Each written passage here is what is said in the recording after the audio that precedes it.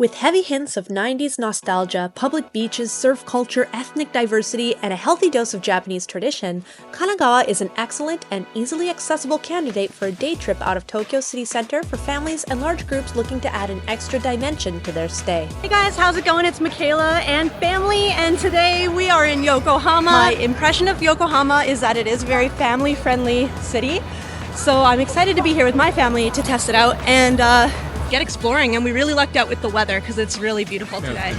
Yeah, 19 degrees. It was super easy to get here from Tokyo.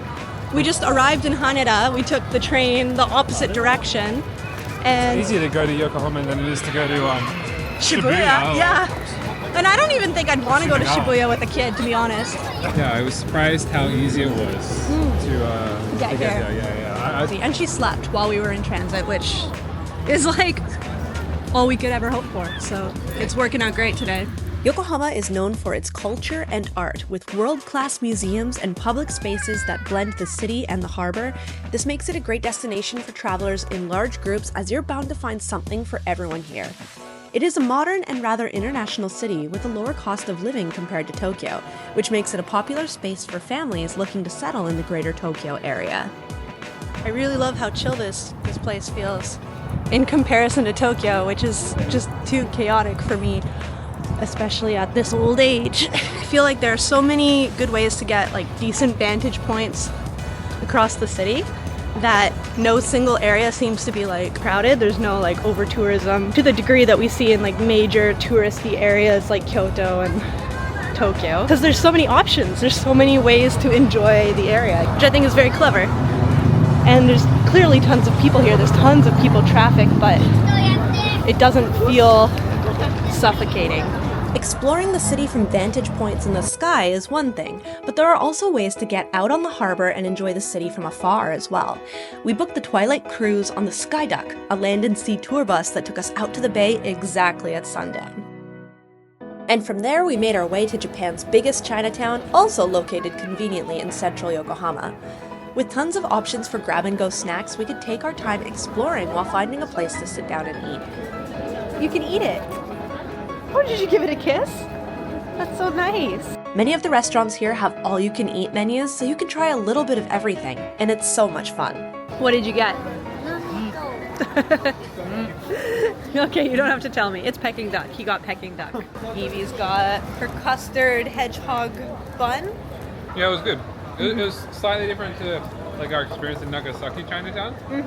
I really like that. I like both of them, but they're different. Right. Here it was so easy to get a spot. Yeah. More options, so we didn't have to line up, which is great.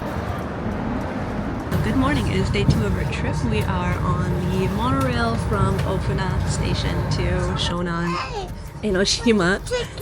I have the ticket right here, Bubs. Oh. Yeah? Do you want it?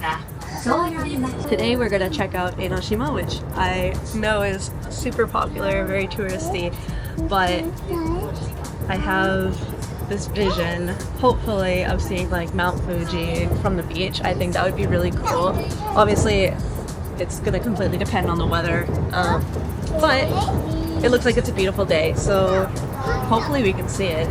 Although it's quite popular with overseas tourists, Enoshima is also popular with locals making a day trip from Tokyo and surrounding areas.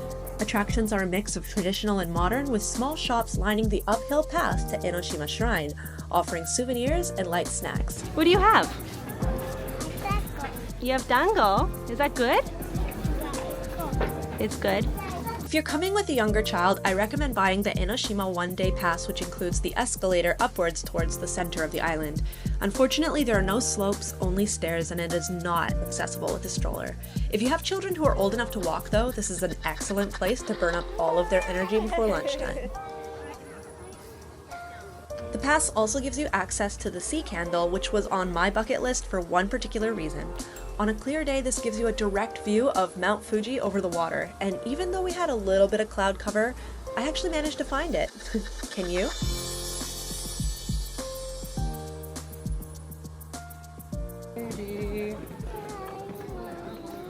Evie's asleep. She's down for probably about an hour, maybe even 2 hours if we're lucky.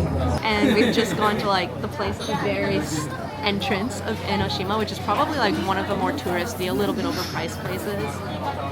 But like, we're so happy to just like sit down. It's perfect for us in this situation. And we got a seat really fast. And we got a seat really fast. Yeah, the other places... We would have had to line up. Yeah, the other places were busier. They had lines. We would have to wait maybe 40 minutes. Yeah, I'm very tired.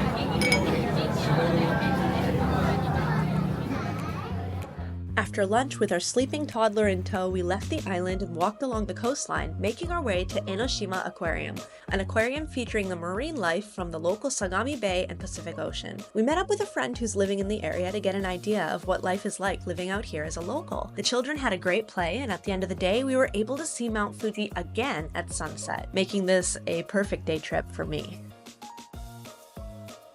So we ended up spending all day down in Enoshima, but I met up with Tia and her son, and we went to the aquarium with Evie, and They live around here, right? Yeah, they live around here, and they said it's really easy to live out here. They love their life, they love living close to the beach. I can see it. Evie adored having a friend to play with, and it was really good. So all in all, I think it was another successful day in Kanagawa. Our final destination for this trip was Kamakura. Known as a relatively laid-back city and sometimes dubbed the Eastern Kyoto, Kamakura has beaches, hiking trails, and numerous shrines within walking distance from the station. We were able to take it slow here after a busy 2 days, and it felt like a welcome counterbalance to the energy at Enoshima and Yokohama. With shops, grab-and-go snacks, souvenirs, and cafes galore, you can choose how you want to spend your time in Kamakura based on whatever appeals to you the most. This is day 3 of our trip. Today we are in Komachidori in Kamakura. We decided to stay in Kamakura to see just one more different area, vibe. Pretty busy even for like a day. Oh my god, it's the day after a holiday. I thought everything would be closed. Everything's opening up. Bustling, yeah.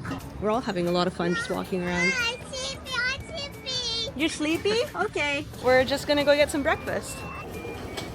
Our plan for the day was just to walk and explore the area on foot, and with flat surfaces, it was so easy to do with a stroller. Just 10 minutes from Kamakura Station towards the beach, we found a cafe that served great coffee, had open-air seating, and was refreshingly quiet. Yokohama Beach is right across the road, and in the hotter months, this is probably a busier area, but I was pretty surprised to see how busy the beach was in November, too. So the bus has ice cream. I know, I see it too. But I don't think you can order that ice cream. I think it's just an advertisement. Like ice cream. I know, you love ice cream so much. I like it, mommy.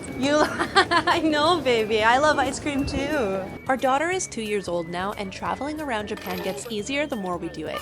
Maybe it's because we're getting better at managing expectations, but she's also getting better at knowing what to expect as well. It's true that travel looks different with a toddler, but that doesn't mean the quality is worse. In fact, thanks to her, we're finding new places to visit and new things to appreciate in places we have visited before. Kanagawa was a great example of that, and this trip is one I can recommend to others with small children looking to get out of the house or hotel and explore more of Japan. Thanks for watching, and I hope to see you guys again soon. Bye!